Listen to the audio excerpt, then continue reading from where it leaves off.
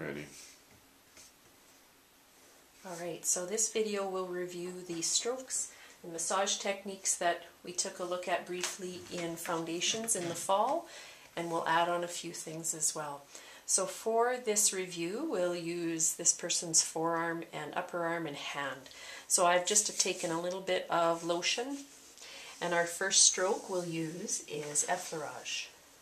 Just need a little bit more. So for this video, I have a table that does not have adjustable height, so my body mechanics might not be ideal. So of course you're going to use your best body mechanics. So effleurage, you might remember, we keep the hands soft. It's a whole hand stroke, and we are using it to get the patient used to our touch. And in the case of this example, we're also using it to spread the lotion that we're making use of. The stroke itself works up or distal to proximal. It encourages lymphatic and venous return.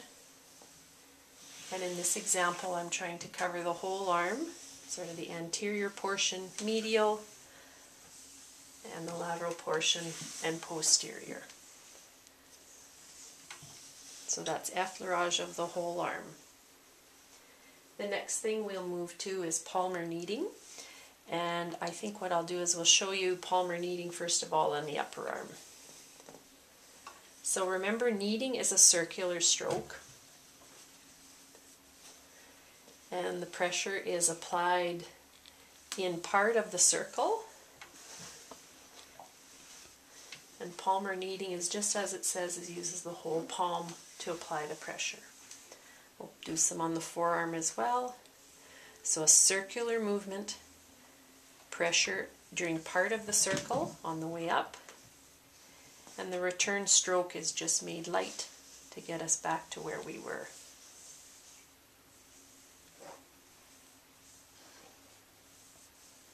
So that's palmar kneading. We'll next take a look at some open C's. I'll show one-handed to start with. So open C's, you might recall, is where the hand picks up the tissue, gives it a little squeeze, and then slowly releases it. This is starting to be a little bit of a deeper technique. You can start to pick up that there is some areas of tightness on the person I'm working on. And as a result, you always want to be monitoring how that pressure feels to the person on the table. Here I'm picking up triceps using open C's. Okay. Keep in mind you can always put effleurage in between all these strokes.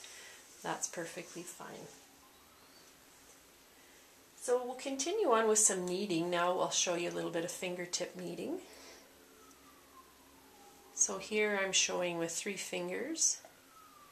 Again, circular in nature, pressure on the way up, and then on the lower part of the circle we just return with a light stroke. Finger kneading and thumb kneading are probably the 2 strokes that require the most practice for kneading. It just is a coordination thing. Just going to prop this person's forearm on my leg so that I can make both hands available. Now I'll show you a little bit of thumb kneading on the upper arm. So keeping in mind it's circular in nature, the right thumb puts pressure from about 7 o'clock to 11. The left thumb works the opposite way, so the pressure goes from about 5 o'clock to 1. And you just return the thumbs back to their starting position. Keep in mind for thumb kneading, and we talked about this in foundations, you want to have good stacking here. So if your thumbs tend to be ones that hyperextend, you're going to want to be very selective about if you use your thumbs at all for kneading, and you might instead elect to do fingertip kneading. And in this course we'll also take a look at using knuckles for kneading. So this is just to mostly show you that, but we'll get to that in more appropriate areas. This person doesn't have a lot to work through in this area, so knuckles would probably not be the best tool anyways. Alright, we'll show a skin rolling. So again, chances are I wouldn't do skin rolling from this position, but just so I'm out of the way of the camera, you're going to pick up the skin between the fingers and the thumb on both sides and gently roll. Skin rolling is considered to be a myofascial technique, and as a result you can make use of it in any direction. And you'll always find that there'll be certain regions, and this is a good example in the forearm, where the tissues will just roll a little bit easier in one direction than the other. And that can be done at any place. I just gave you the demo here. Alright, I will show you also open C's with two hands. Earlier I showed it with one. This is with two. So just alternating the picking up. A little bit of a squeeze. A modification to open C's would be to pick up and hold and just gently move the tissue back and forth. So you can pick up, squeeze, and hold. And this would modify the technique a little bit to a bit of a deeper method, but just to show you how these things can all be sort of changed a little bit. Okay, we're going to go down to the forearm again, and we'll start with some tracking. So maybe I'll just quickly make mention of muscle stripping, which will be applying pressure through the tissues and just basically moving through the tissues without really waiting for a tissue response. Very intense work. Not a lot of people like muscle stripping, and you need to let the person know whom you're working with that it's going to be rather intense, especially in areas where there is tightness or soreness. So stripping is like a snow plow. You just basically move through the tissues without waiting for a response. Tracking is different. We're going to start at the skin level, sink in at an oblique angle until you meet the first resistance, and then you're going to wait for the tissues to soften or open in front of you.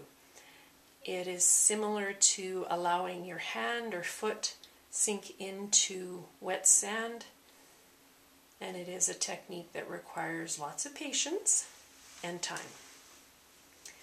The nice thing with these types of tracking techniques, here I'm using my fingers to do it, is this is where you can add a passive stretch. So I'm on the extensors, I'm taking the wrist into flexion, and that would be a stretch to the tissues as well as putting some compression, tension through them, and some shear. Right, I'll come off of that. We'll just flip to the forearm flexors. You can track with your thumb as well. And again, here you can add a stretch component.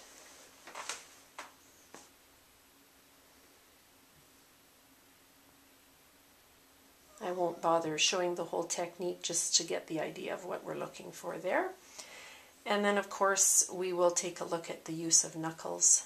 I'll change position here just so it's a little bit more visible. Again, a more bony tool to use. You have to really observe how your patient's responding and use appropriate pressure. Again, forearms for most, in this case, wouldn't really need knuckles. Fingers or thumbs would be fine to make use of there on this person. In terms of other things you can do with tracking, you can have the patient actively bend and straighten their wrists. So Abby, I'll get you to do this movement here. And while she's actively engaging the muscles, I again can track through them. You doing okay on that? Okay. So a more active range of motion on that, or a stretch as we talked about earlier. Thanks, that's great.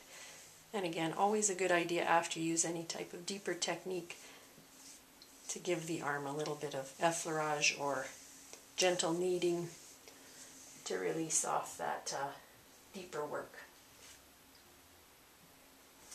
A couple of other things. Remember before we've done the whole arm jostling, or sorry, shaking, and the jostling is getting on the muscles themselves and moving them rapidly side to side and back and forth, and the whole arm shaking is this example here.